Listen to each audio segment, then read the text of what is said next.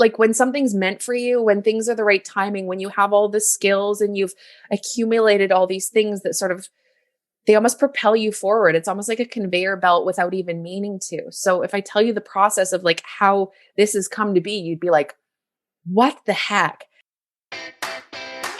Welcome to the Wear, Wag, Repeat podcast. I'm Tori Mystic. As a dog mom lifestyle expert, blogger, and business owner, I love talking to other women in the pet industry and sharing their advice with you every week. Sit, stay, and listen to the latest episode.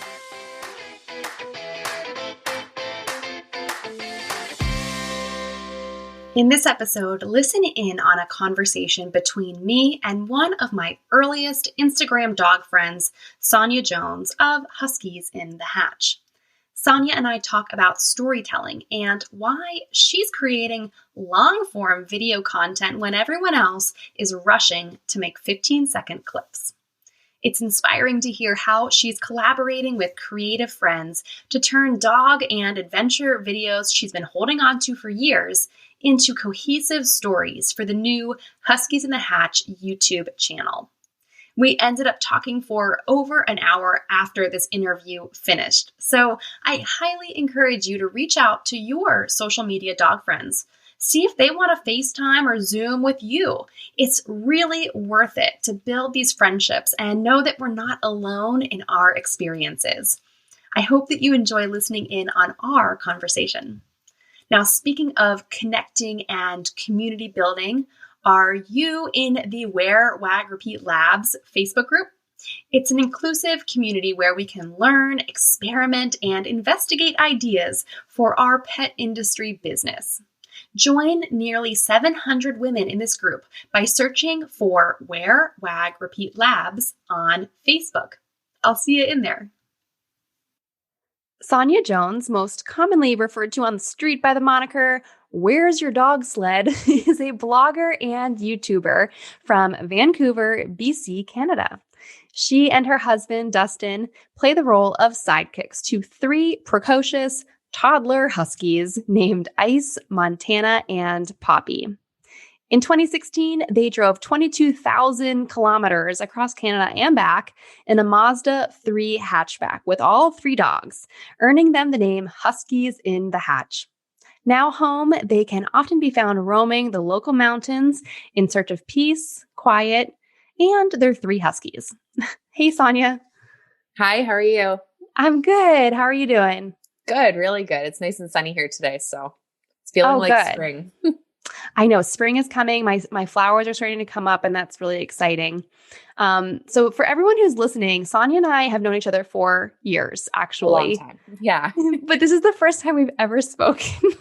Yeah. Well, we've spoken many times, but like not face to face and also not actually hearing each other. So it's kind of nice. Right. Yeah. We send each other voice messages and we DM. But this is our first time like really talking. So why don't you tell everyone how it is that we can have known each other for so long and never really met? Well, it's a funny story. So back in 2015, I don't know when you first started out. That's when I was first starting out on Instagram. I had these big aspirations to start an Instagram account, go viral. And then we were going on this trip across Canada and I like had it all planned out. Like this is what would happen. And I had it all written out. I had it all mapped out in my brain. And then obviously I got sick.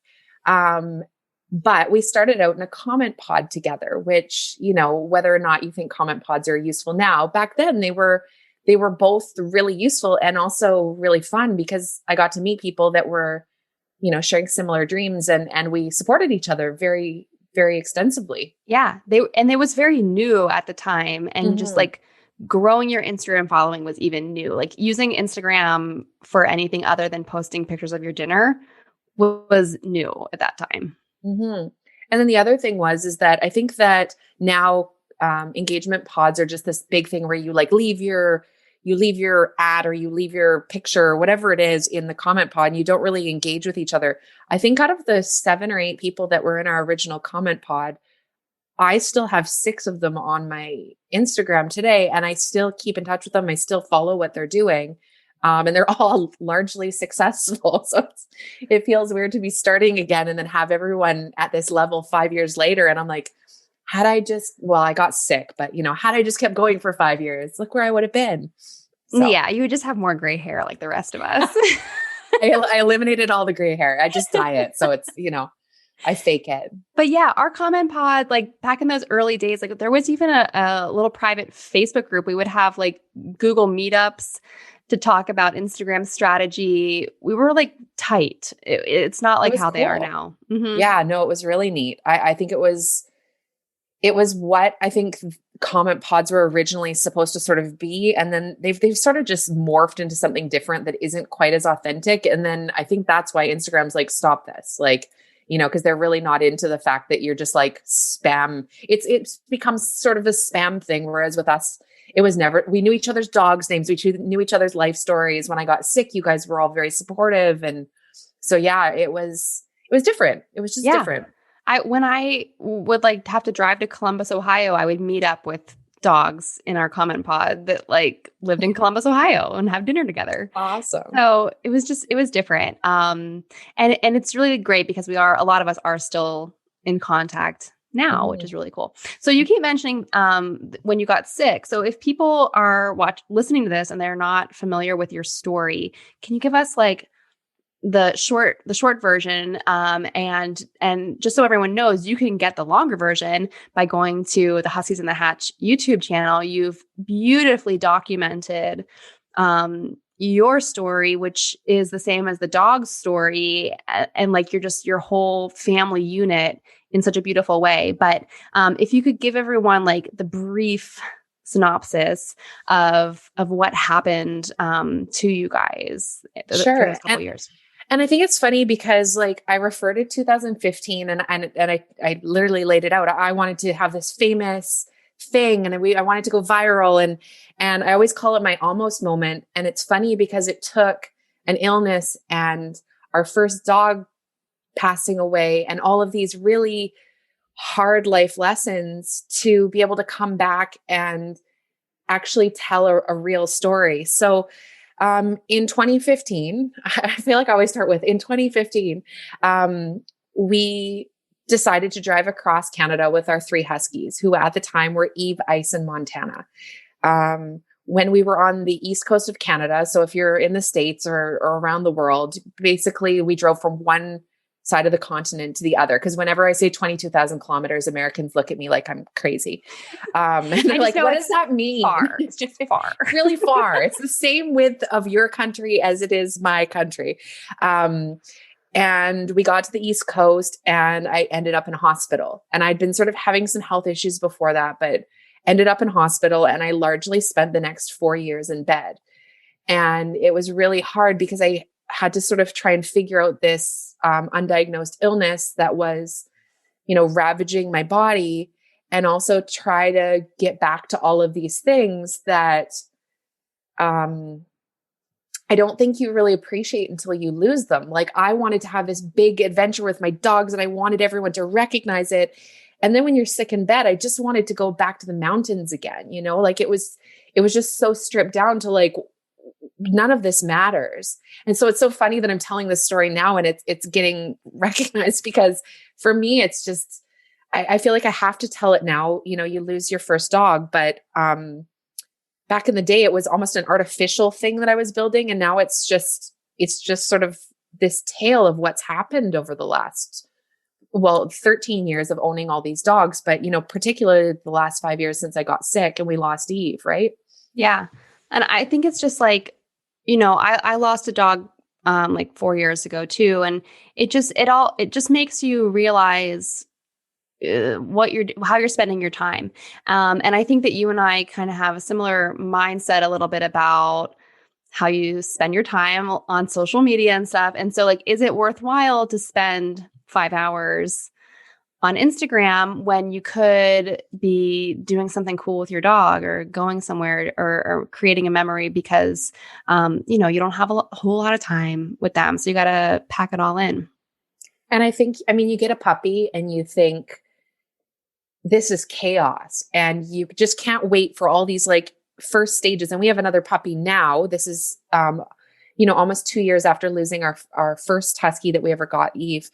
And I'm saying it, and then I have to remind myself as I'm saying it, like, don't wish these stages to go that quickly, because you have this puppy again and you're like, I'm going to murder this puppy. But I have to like enjoy it, because when I looked back at their lives, I would have done those crazy puppy stages a million times over. I wrote a blog post the other day, and it was just Dustin and I both, when we were putting ourselves through school, we worked in restaurants and bars, and the deal was whoever got off first had to walk the dogs. And so I'm going to cry. I always get into, why do I tell the sad stories?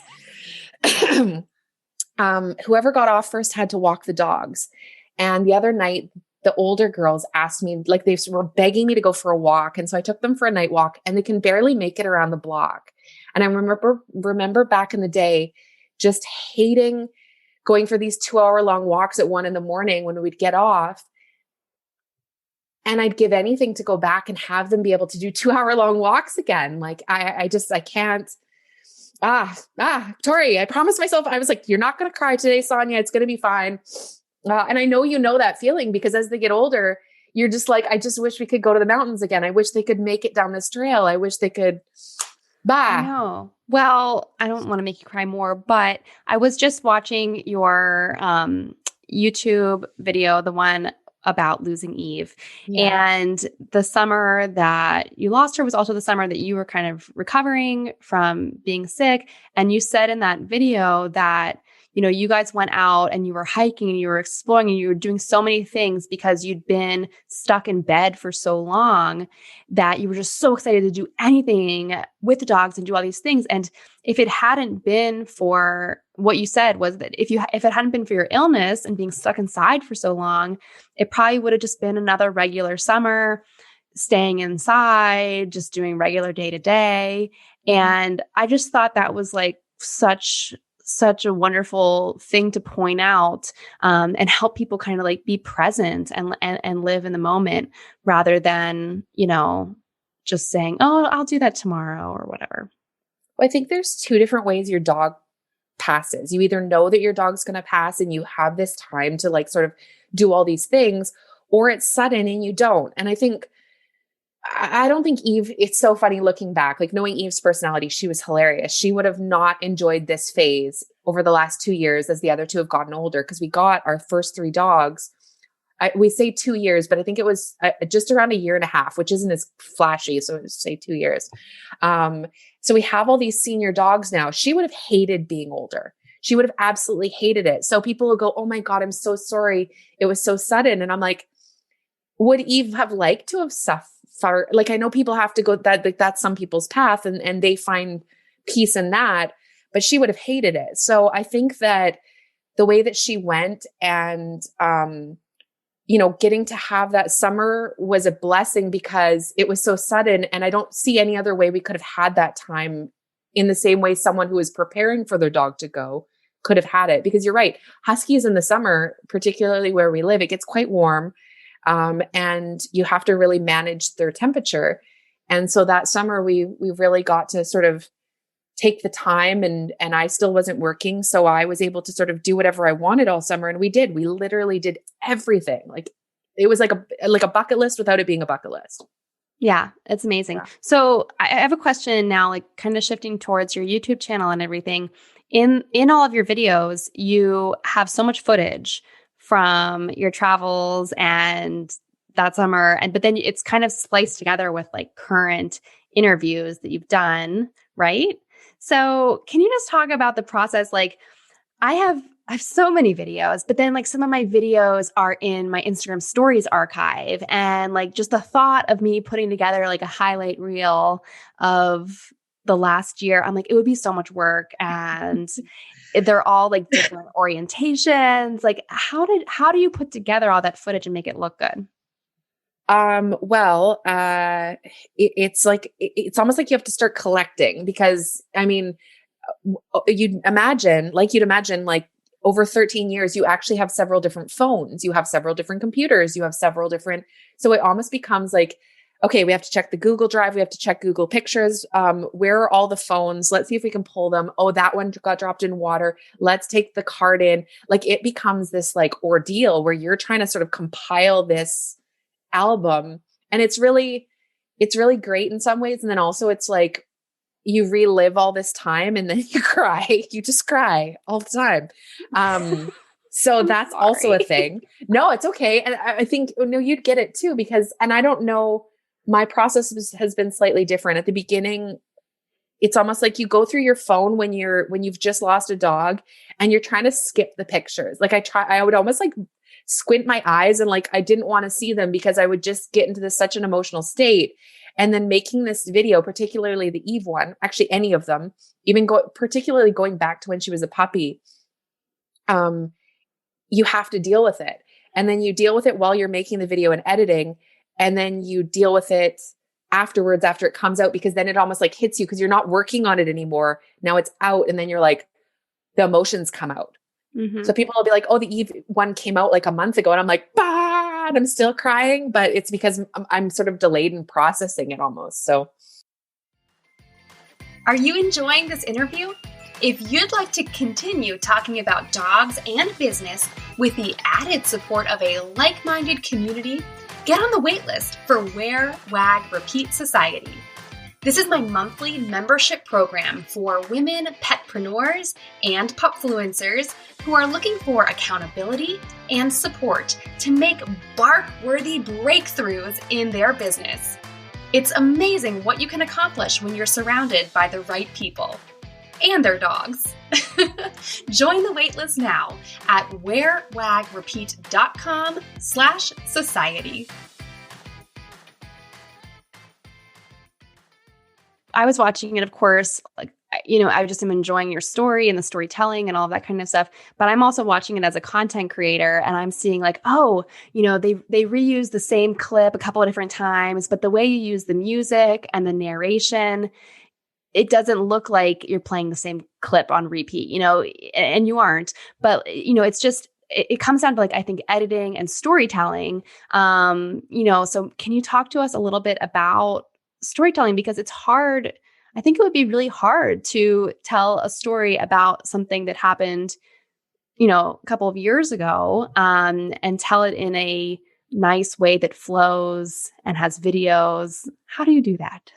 Well, I've had a lot of help. Like, I don't want to make it sound like I did it all myself. It's all been me.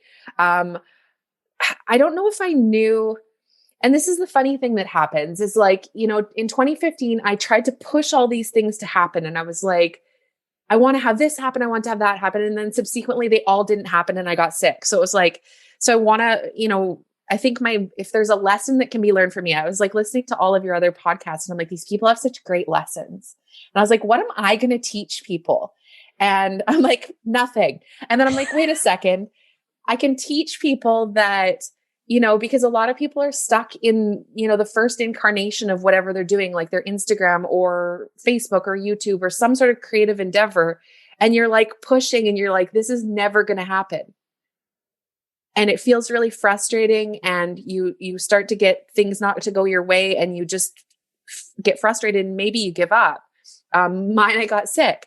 But in this sort of next reincarnation of what we've been doing, I feel like when something's meant for you, when things are the right timing, when you have all the skills and you've accumulated all these things that sort of, they almost propel you forward. It's almost like a conveyor belt without even meaning to. So if I tell you the process of like how this has come to be, you'd be like, what the heck? Because I was like, I need to tell the story of my dogs. And it was like this abstract idea. And I knew I wanted friends from journalism school to do the trailer for me. So I was like, guys, how much is it going to cost? I need you to do this trailer for me.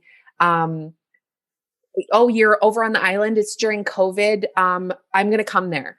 And they were like, okay. And they're like, well, we usually do wedding videos. I'm like, you're going to do a promo video for me. And they're like, okay. And then they did it. And I don't even know that I had the whole season sort of sorted out. And this is what I mean about things just happening. And I showed the trailer to people and they're like, well, we have 5 questions. Why did you get so many dogs? Tell me more about going across Canada.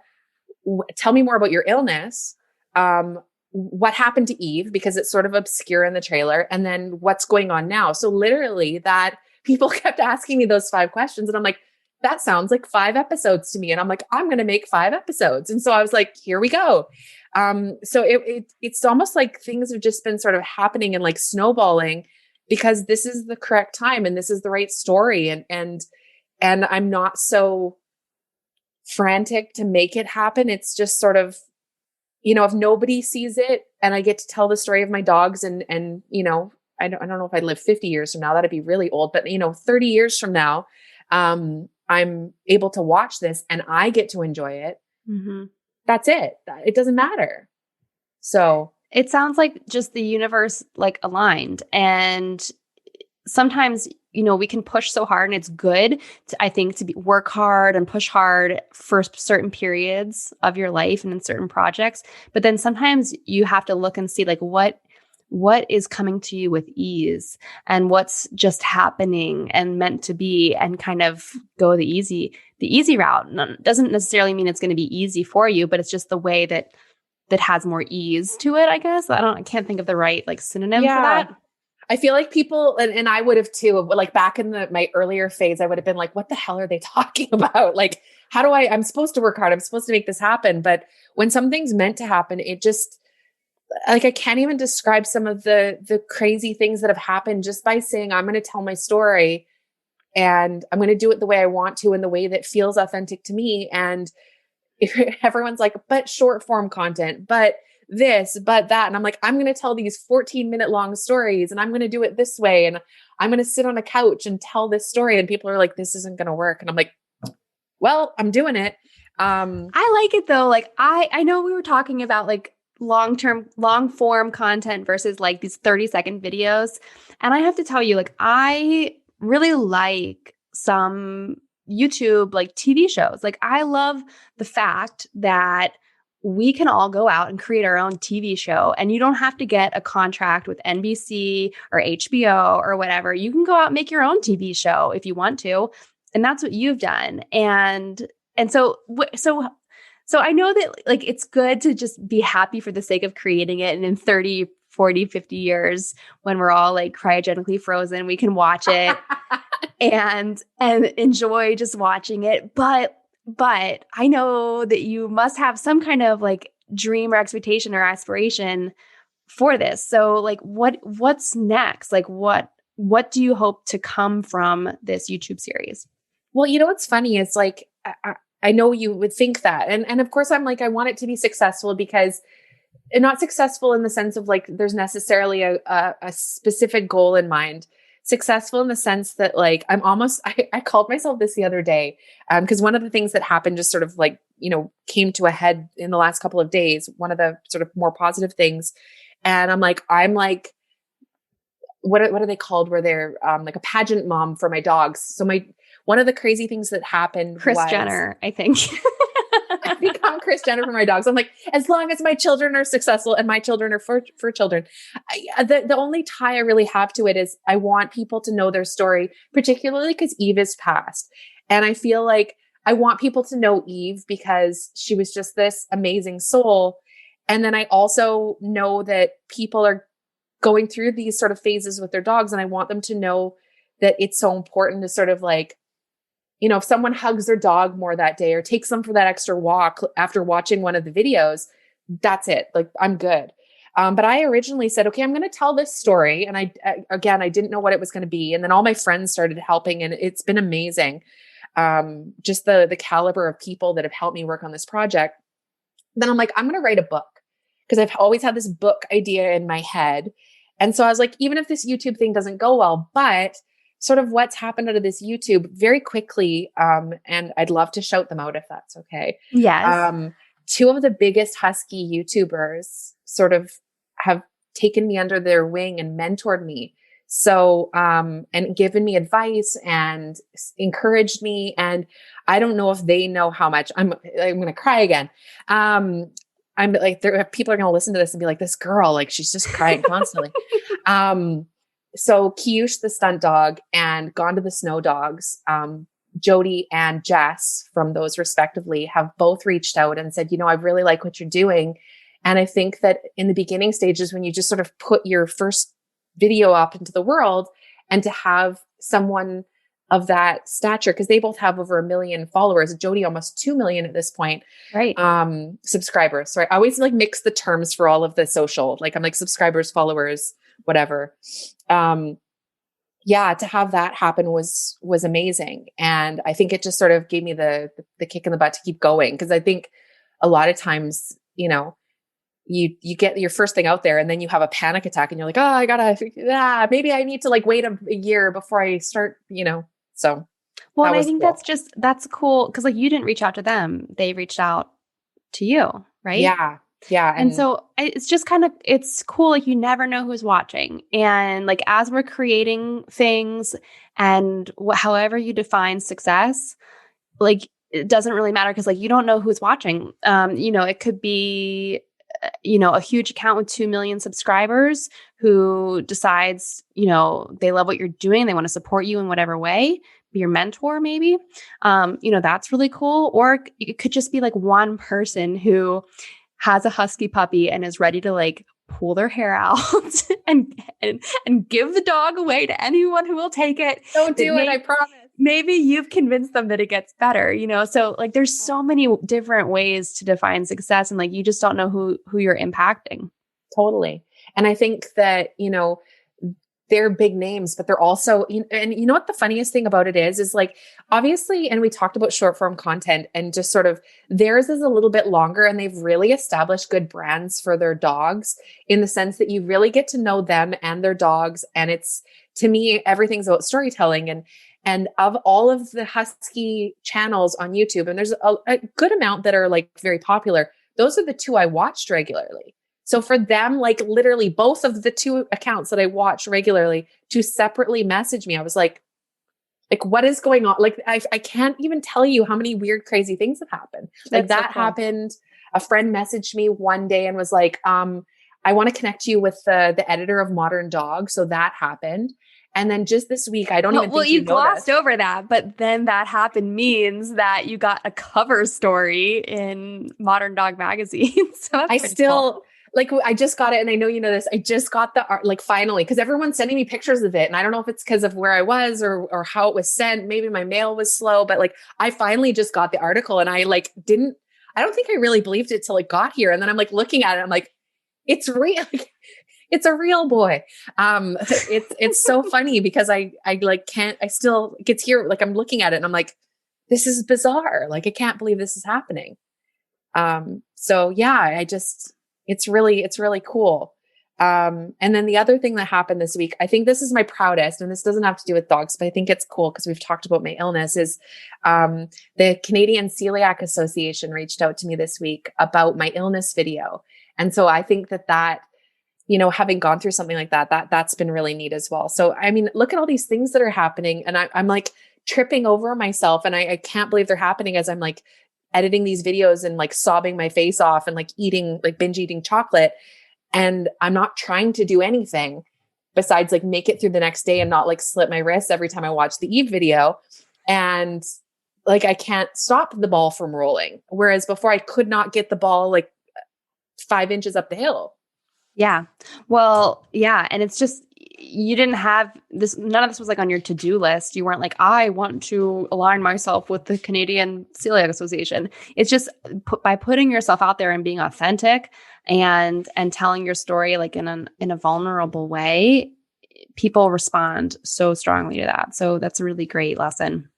Yeah. Well, and I think, I don't know if this is something you want to touch on. The opposite is true as well. I think when you put yourself out there very vulnerably, it's something I've struggled with a little bit. And I think to be completely truthful, it's hard for me because when you're really authentic and you put like I'm not saying I'm really authentic, but when you put your emotions out on the line for people to consume, I think it can go one of two ways. People either it draws people in or it makes people kind of, I don't even know if it's uncomfortable, but I don't know have you gotten this at all with anything you've done when you're vulnerable and you put yourself out there? Sometimes it makes people aren't used to it. I don't think people are used to sort of people being like I'll tell people I cry. I'll tell people I'm struggling. I'll tell people I'm depressed in a day. I'll tell people all these things. And it's just part of my personality that I'm very like, this is what's going on for me today. And it's Mhm. not always sunshine and lollipops. And I'm not going to pretend it is. And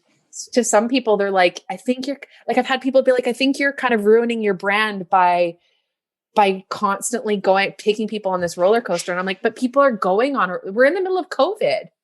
Yeah. No, I can totally relate. And I have struggled with this a lot in the last year because, I've just felt like a low level constant depression for the past year. And nothing bad, but like I've just spent more days crying on my couch in the past year than in the rest of my life added up together. And it's just, I don't always feel like putting on a show for social media. And so some days I don't post, or some days I post. Like I posted something recently that was like, well, it's Friday, but like that doesn't mean anything to me. Like What day just, is it? I mean, whatever. And it doesn't get a lot of likes, doesn't get a lot of comments because I think people don't know what to say. And I'm kind of over the likes and everything right now. I'd rather just put out things that I like rather than relying on things that other people like. But that's all. But then I struggle with that too, because I'm like, oh, I'm not getting the engagement numbers. And, I rely on sponsored content. And, what if no sponsors want to work with me because I'm not getting the likes? And like, it is, you can spiral very easily.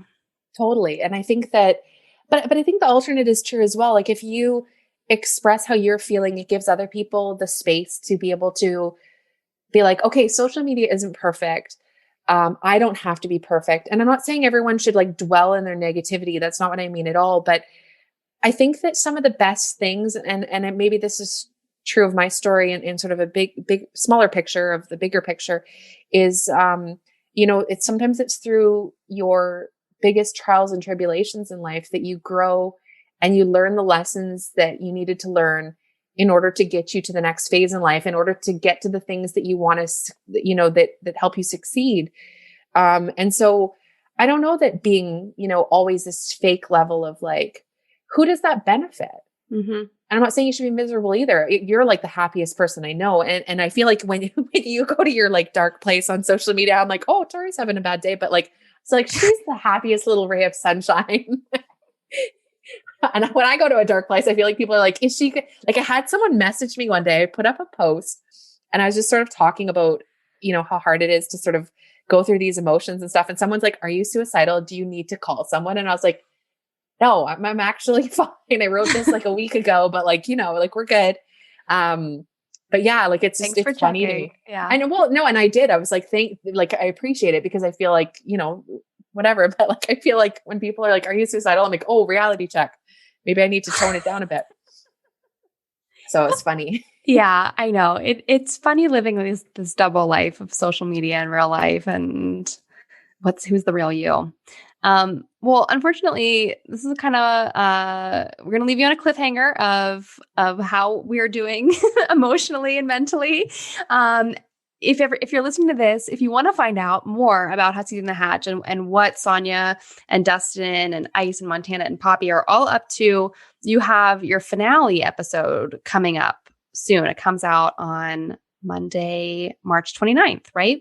Yeah, end of the month. We're looking forward to that. So yeah, end of the month is the final episode, would be a good time to go watch the other ones, and get caught up. But they're always they're gonna be there. So even if you're hearing this a couple years down the road, they will still be there. So we are Huskies in the Hatch on YouTube, Facebook, and Instagram, and there'll be some videos. I don't know how many more. I feel like I'm just sort of like winging this, but yeah, hopefully I'll get to write that book one day and that'll be the big thing. So yeah, well, it sounds like your version of winging it is working out pretty well.